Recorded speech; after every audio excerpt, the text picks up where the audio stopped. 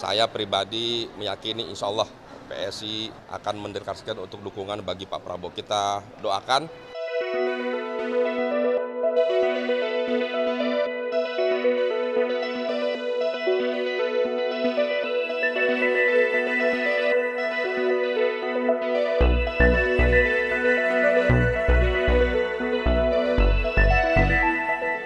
Ya, kami sudah berkunjung, Bapak Prabowo langsung memimpin bersama Pak Dasko ke PSI.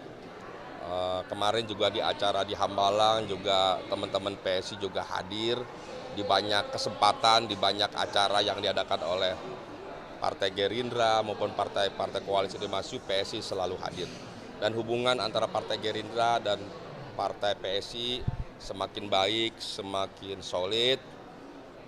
Saya pribadi meyakini insya Allah PSI akan mendeklarasikan untuk dukungan bagi Pak Prabowo. Kita doakan bersama bahwa harapan kita PSI bisa bergabung dengan koalisi Indonesia Maju mendukung Bapak Prabowo. Kenapa? Clue atau indikasinya apa?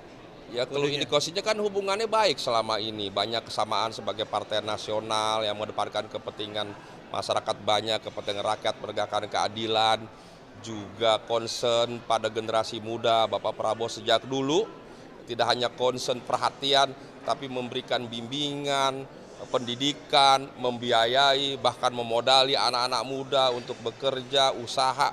Jadi kalau dilihat track record Bapak Prabowo sebelum menjadi capres ya, sudah concern sejak dulu terhadap anak-anak muda, apalagi yang memiliki kelebihan, kecerdasan, disekolahkan bahkan sampai ke luar negeri, bahkan anak-anak yang tertinggal, yang miskin, yang jauh, juga di pedesaan itu juga menjadi perhatian beliau. Jadi beliau adalah orang yang concern pada generasi muda dan anak muda.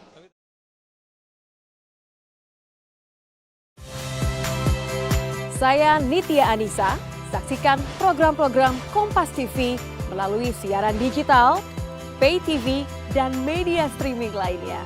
Kompas TV, independen, terpercaya.